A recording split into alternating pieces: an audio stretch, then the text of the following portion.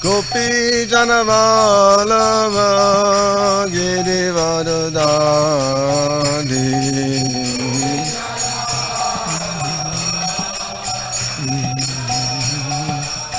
Yasodhananana Braja Janaranjana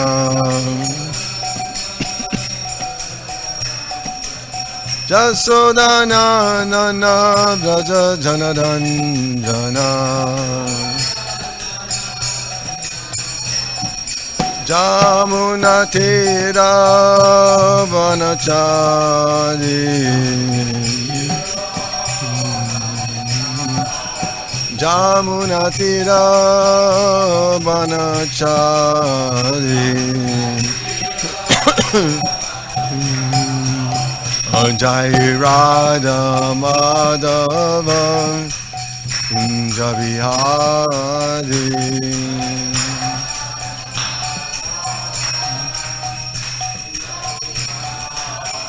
Jai Radha Madhava Kunja Vihari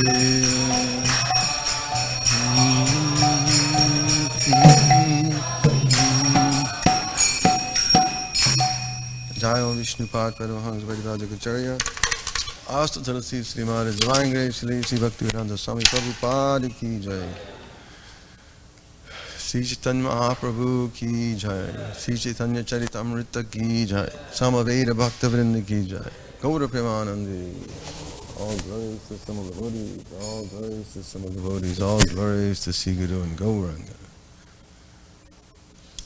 Nama Om Vishnu Padaya Krishna Prasthaya Budale Srimati Bhaktivedanta Swami Niti Namani Namaste Saraswati Devi Gaudavani Vachani Sri Sunya Vaidavasa Chaitanya Jai Jai Sri Chaitanya Jaya Nityananda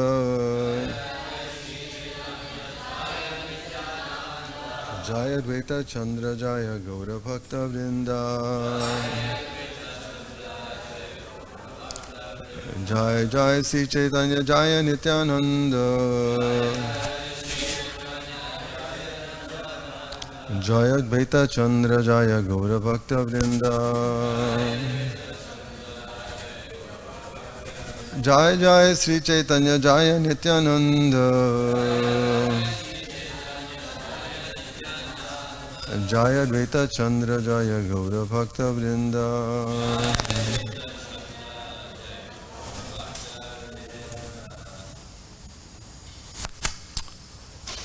Hare Krishna.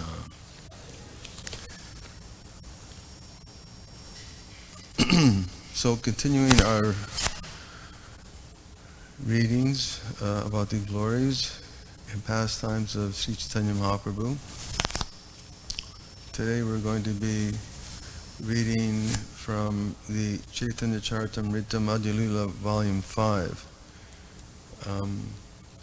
And this is going to be chapter 24.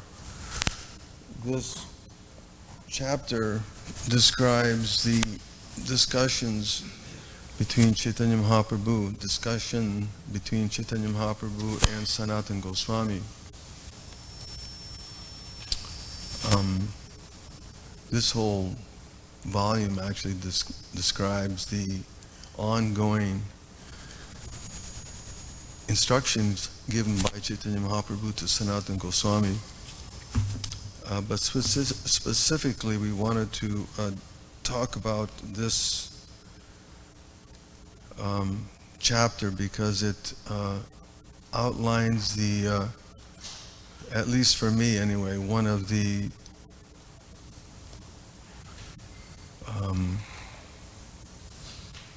discussions that I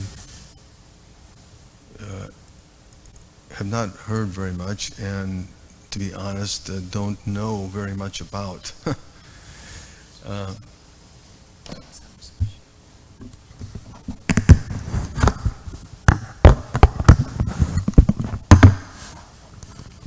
So I wanted to, it's certainly for my own benefit to read this because it's a very wonderful explanation given by Chaitanya Mahaprabhu on the Atmarama verse.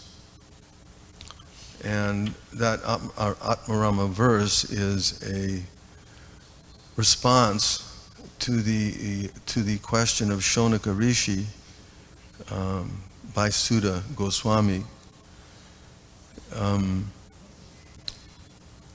Shonaka was asking Sutta, why did Shukadeva Goswami want to hear, why was he attracted to the activities of the Supreme Personality of Godhead? And being a liberated soul, why was he interested in that discussion? Which is very pertinent to us.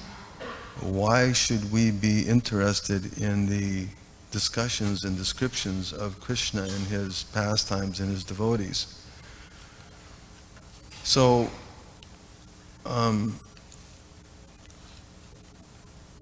Sutta Goswami responded by saying, Atmaramas Chumunayo Nirgranti Api Rukrama, that the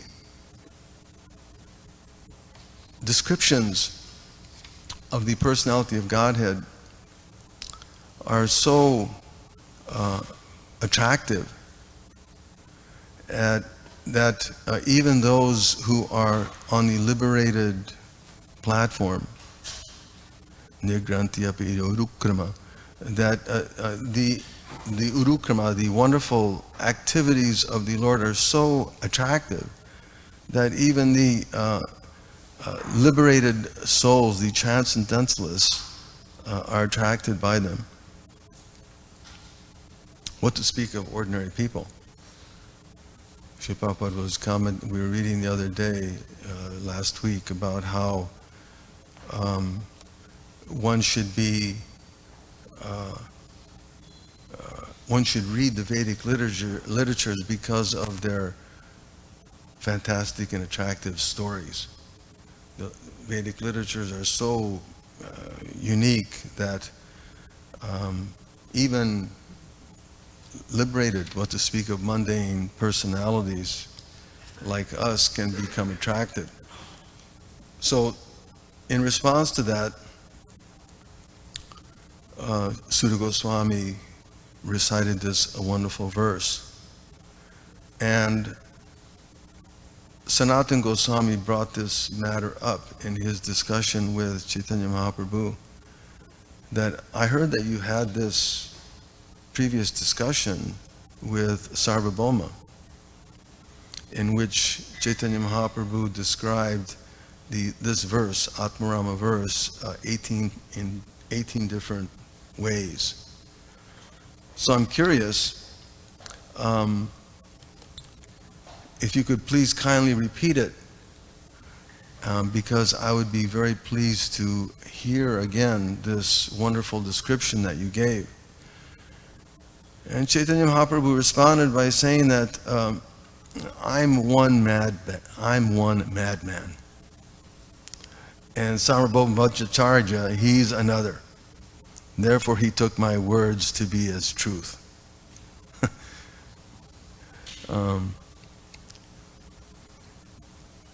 Just see the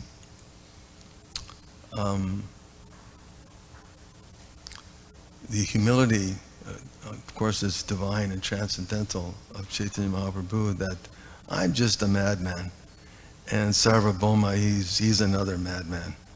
He's another mad character. And he takes what I say is to be true. Anyway, I don't recall what I spoke in that connection. Anyway, but if something comes to my mind, then due to your association, I shall explain it. Which is very significant, because the verse itself, Chaitanya Mahaprabhu later on described to us how each word, he dissects the shloka and each word into 61 different explanations. Before it was just 18. Now he's going to explain this same verse, which for me anyway was just very profound, and I can't hope to understand even a teeny bit of it. And this chapter, there's 400 shlokas. Just in this one chapter, the 400 shlokas that Chaitanya Mahaprabhu is describing this one verse in 61 different ways. But if you like, because of your association, I can explain it.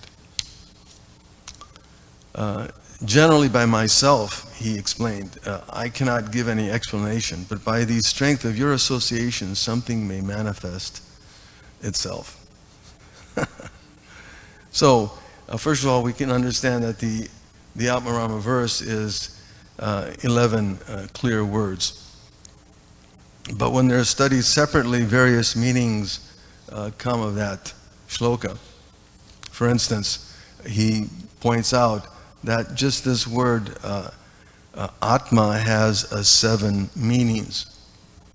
It can mean the absolute truth, the body, the mind, endeavor, firmness, intelligence, and maturity. So there are different synonyms, in other words, to this word Atma. Body, mind, absolute truth, natural characteristics, firmness, intelligence, and endeavor. So in every way, Chaitanya Mahaprabhu, he takes this verse and he starts describing and giving different uses for each word, sometimes as a noun, sometimes as an adjective, sometimes as a pronoun. And depending on how you use it in the sentence, it gives another explanation. Again, we may consider, well, how is it that this one verse, Chaitanya Mahaprabhu, can give 61 explanations? And to think that Chaitanya Mahaprabhu is not a scholar, or that he was just some sentimentalist, it doesn't make sense. For instance, Chaitanya Mahaprabhu says this word kurvanti means they do something for others. Since it is a form of the verb to do, indicating things done for others, it is used in connection with devotional service, which must be executed for the satisfaction of Krishna. That is the purport of the word kurvanti. And Srila Prabhupada indicates in the purport that this is the process of Bhakti Yoga as delineated by Chaitanya Mahaprabhu, that the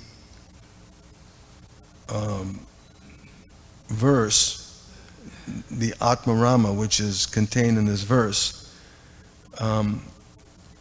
the verb kurvanti means that things should be done only for the satisfaction of Krishna.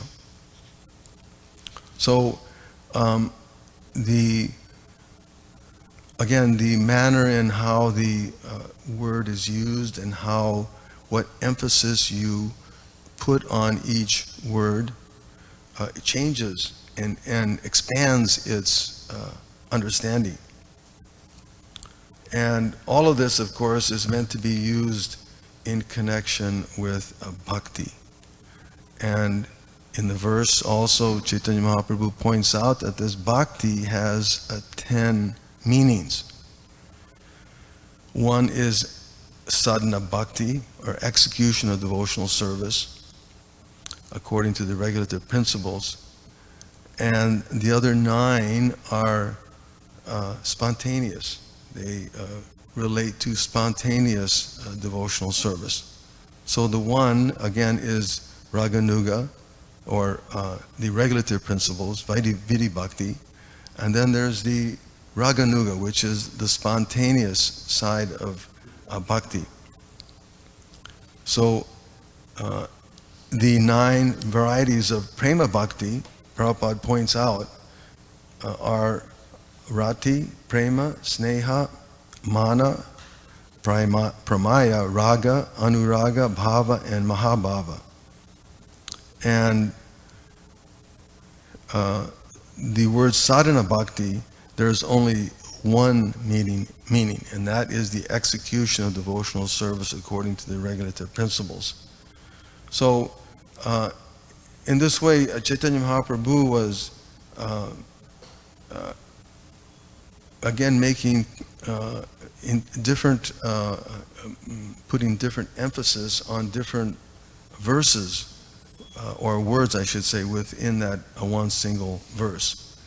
He points out, please hear the meaning of the word itani bhuta guna, itam bhuta guna, which is part of the verse, which is found in the Atmarama verse.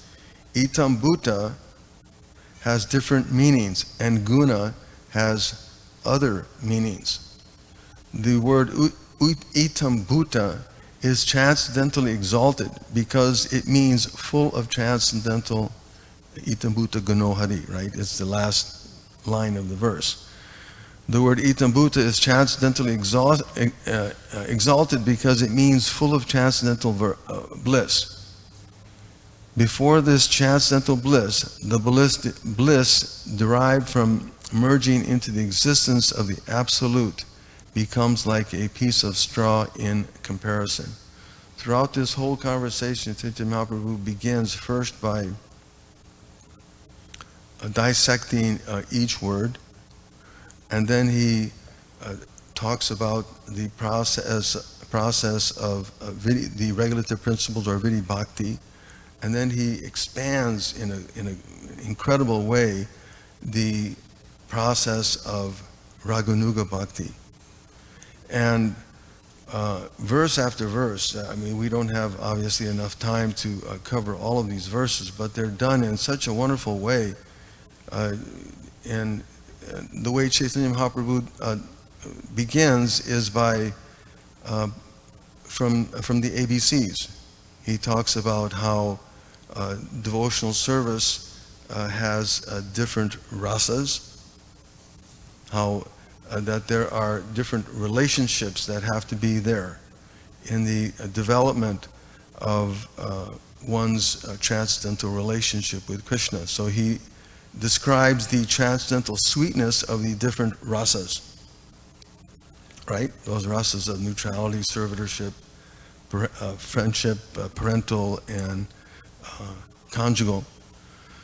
And he describes them all according to verses of the Bhagavatam. He cites the Bhagavatam in describing, so we can understand that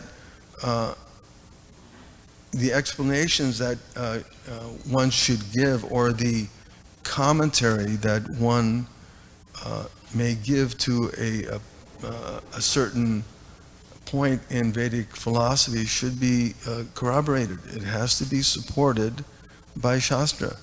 It's not somebody's opinion or concoction, speculation. But it has to be according to Shastra. So according to Shastra, Chaitanya Mahaprabhu was here citing the Bhagavatam in various ways, describing the transcendental sweetness of the different rasas, and how being freed from the four types of sin is preliminary, is critical in understanding these rasas. And what were those four types of sins? He describes as being preliminary, very great, greater, and topmost. And Prabhupada translates that into the four regulative principles. Very interesting. Chaitanya Mahaprabhu describes it as the four types of sin, which are preliminary, very great, greater, and topmost. And that would, the topmost being meat eating. It's very interesting how Prabhupada translates it, or he clarifies that for us. So, in the beginning, one has to approach in approaching the absolute truth, one has to recognize being freed from those sins, those four regulative principles, no meat eating, intoxication, gambling, illicit sex. When one is freed from those 4 types of sin, then one can approach the absolute truth. And Chaitanya Mahaprabhu describes that by saying, quoting that wonderful verse, Vedanti tattva vidas tattvam yajnanam advayam. The absolute truth has 3 aspects. That is the Brahman, Paramatma, and Bhagavan. The topmost, of course, we understand as Bhagavan. And Chaitanya Mahaprabhu gives a number of verses explaining that the topmost is Bhagavan. He cites that those who discuss the activities of Lord Krishna are on the topmost platform of devotional service. That, of course, is Bhagavan. And they evince these symptoms of tears in the eyes and bodily jubilation. Such persons discharge devotional service to Krishna without practicing rules and regulations of the mystic yoga system. And Chaitanya Mahaprabhu, right after this, begins to describe the different yoga systems, the mystic levels of mystic yoga. Such persons discharge devotional service to Krishna without practicing the rules and regulations of the mystic yoga system. They possess all spiritual qualities, and they are elevated to the Vaikuntha planets, which exist above us. So then Chaitanya Mahaprabhu again, he describes how service, again bhakti, is the topmost. The other processes cannot yield results unless they are associated with devotional service. Devotional service, however, is so strong and independent that it can give one all the desired results. With the exception of devotional service, all the methods of self-realization are like the nipples on the neck of a goat. Therefore, an intelligent person adopts only devotional service, giving up all other processes of self-realization.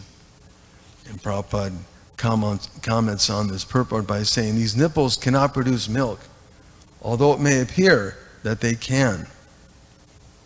So these other processes, they may appear to be providing something. They may give you a little bit of satisfaction even, but they're missing the real point. An intelligent person cannot understand. An unintelligent person cannot understand that only devotional service can elevate one to the transcendental position.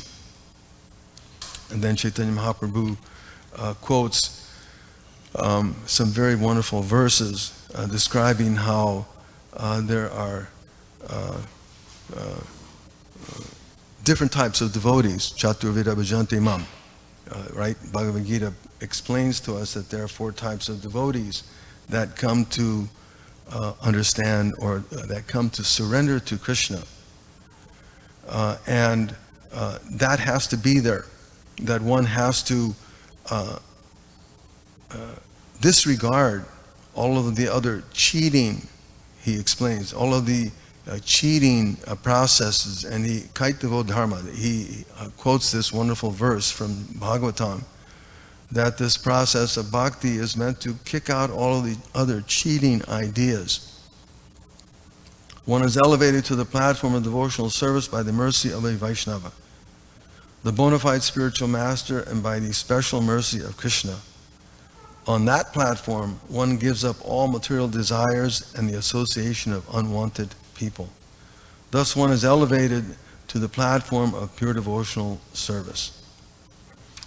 And these 4 are also considered, they're also considered Atmaramas.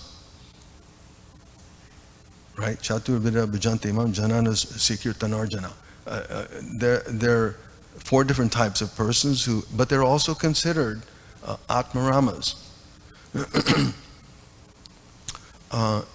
So then Chaitanya Mahaprabhu describes that there are 6 kinds of Atmaramas engaged in loving service of Krishna. Very interesting. The varieties of service are indicated by adding cha, and they also bear the meaning of api. So again, Chaitanya Mahaprabhu is taking the same word and he's adding a suffix or prefix, and it changes, it expands on the meaning of Atmarama. And Prabhupada comments, there are 6 kinds of Atmaramas. The neophyte devotee, one who is absorbed in Brahman realization, one who has already attained the Brahman position, I should say Brahman, not Brahman, Brahman, one who desires to be liberated, or mumuksha, one who is liberated in this life, jivan mukta sa uchate, right? Again, this is all supported by Shastra, and one who is self-realized, or the prapta swarupa, one who has recognized or realized one's swarup. Then Chaitanya Mahaprabhu begins to talk about the different processes of mystic Atmaramas, or the different mystic Atmaramas, and he cites 13 types of mystic yogis. But all of them they culminate in the process of bhakti. Again, it's always drawn back to the process of bhakti. And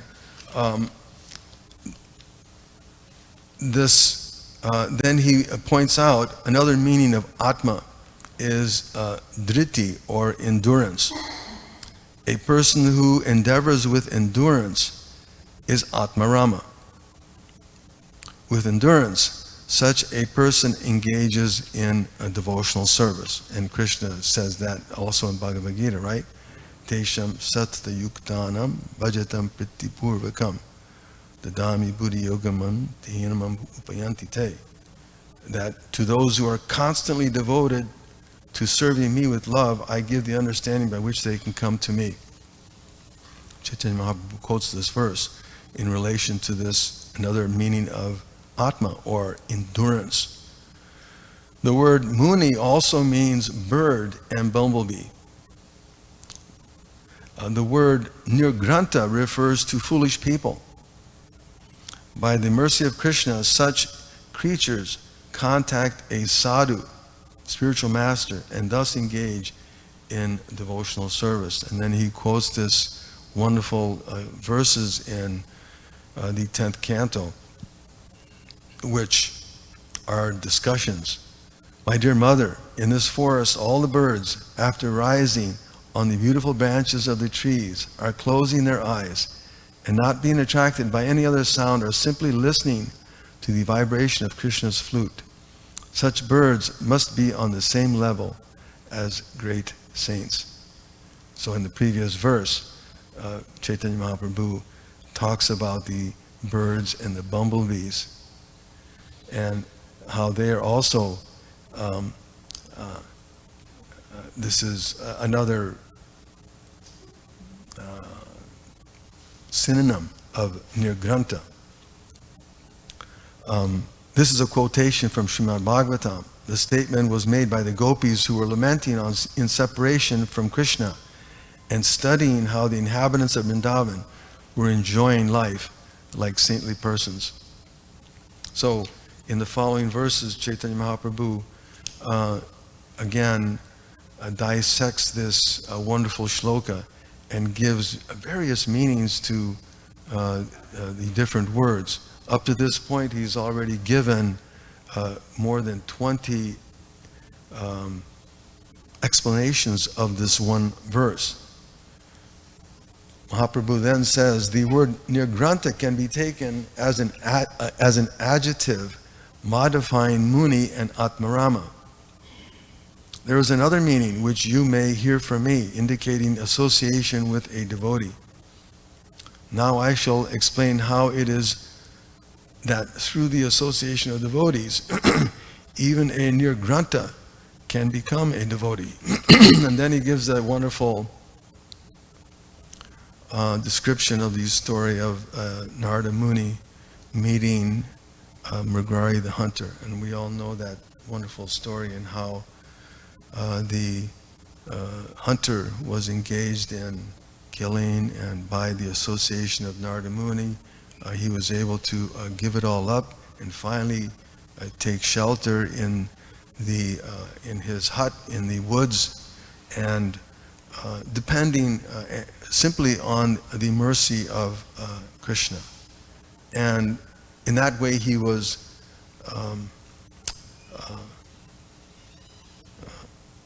appreciated by the villagers. They would come and give him whatever needs he had as far as food and care. So Chaitanya Mahaprabhu describes this story in a very elaborate way. Actually, there's a lot of verses describing this wonderful exchange that went on between Mrigarhi and Narada Muni. Finally, he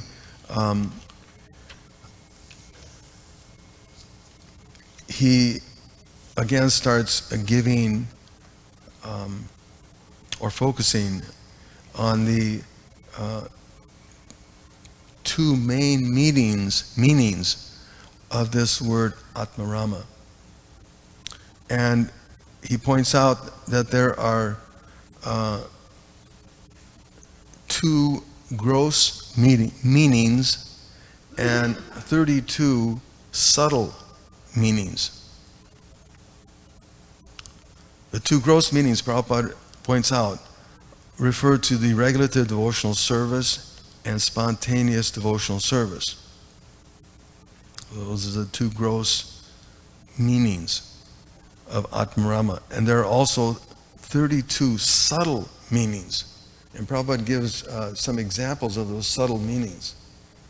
And for one, he says, a friend by spiritual cultivation, parents and superior devotees by cultivation of devotional service, a beloved wife or female friend by cultivation of devotional service, a mature devotee as a servant, a mature devotee as a friend, a mature friend as a mature devotee as a parent and superior, a mature devotee as a wife, an immature devotee as a servant, an immature devotee as a friend. Again, these are all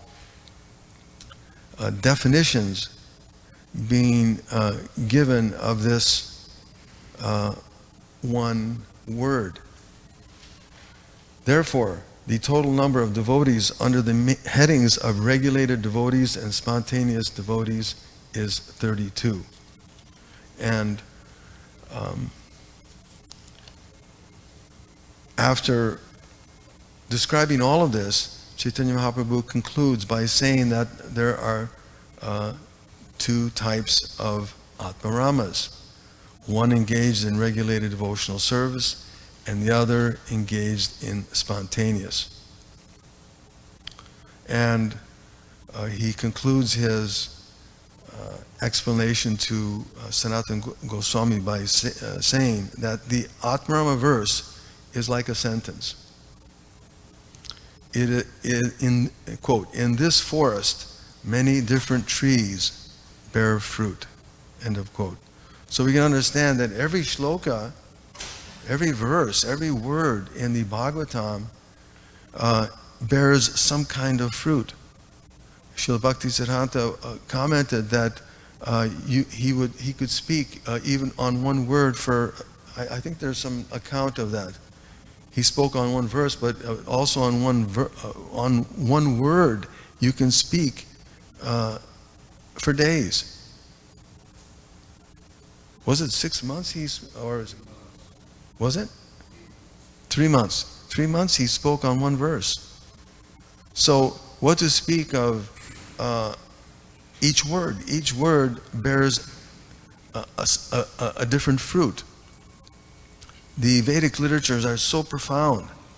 And again, to think that Chaitanya Mahaprabhu is just some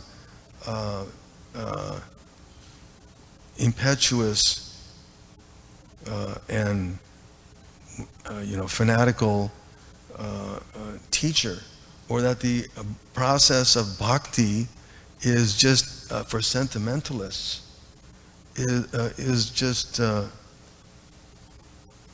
stupid. It's really, really, you're clueless. If you think that the process of bhakti is not profound and it's so deep with knowledge that even great scholars can barely understand or are beginning to appreciate. So what to speak of those who have come to devotional service is just an indicator. Again, it indicates how profound it is that someone can come to the process of bhakti yoga, the process of Krishna consciousness. It's very profound. And after giving these explanations according to the Srimad Bhagavatam, Chaitanya Mahaprabhu asked Sanatana Goswami to write a synopsis of the Hari Bhakti Vilas, which would describe the character and characteristics of a bona fide guru and a bona fide disciple, and the bija mantra for worshiping Krishna.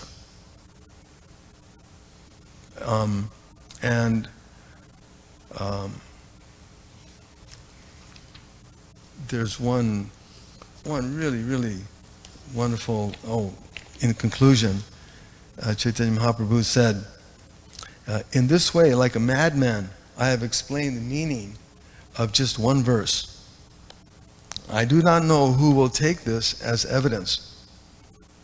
If one becomes a madman like me, he may also understand the meaning of Srimad Bhagavatam by this process. So that's our goal. We want to become mad men and women, just like Chaitanya Mahaprabhu.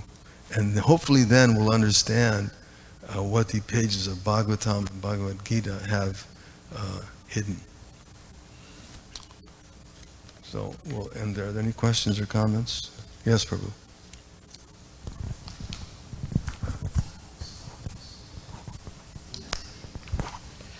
Thank you very much, Prabhu. Very nice class. So this verse, Atmarama verse, initially it was basically spoken why Sukadeva Goswami, even though he is... It was Sutta Goswami speaking to Shaunaka. Yes. So why Sukadeva Goswami had to, why did Sukadeva recite it or was attracted? Yeah, that's the context, right? Because it was... because it indicates the transcendental qualities and all attractiveness of the Lord. Yeah. So Atmarama also is referring to Sukadeva Goswami, correct? Like primarily. But of course Lord Chaitanya gives different examples of other Atmaramas, like neophyte devotees, or 4 types of people who approach Krishna as spoken in Bhagavad Gita, and 32 and subtle and 2 gross meanings. So when it is specifically addressed to Sukadeva Goswami as Atmarama, in which category he falls into? Like when Atmarama's word is used specifically for Sukadeva Goswami, what kind of an Atmarama person he is? Because there are many Atmaramas, right? So what kind of an Atmarama Sukadeva Goswami is? And again, when Sukadeva Goswami, when he was born, he just left the house, right? So again he came back. So something changed. So what was he before and what was he after, and what kind of an Atmarama was he before and what kind of an Atmarama is he after hearing the Bhagavatam from his father? That's very good, very, very good question. I don't know if we have enough time to research to answer these. At the end.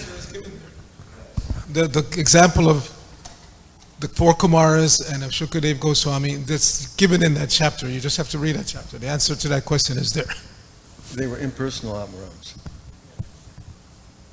Yeah, they were impersonalists. They're impersonalist mystics. Chaitanya Mahaprabhu describes them as 2 different types of mystics, as one of the mystic yogis.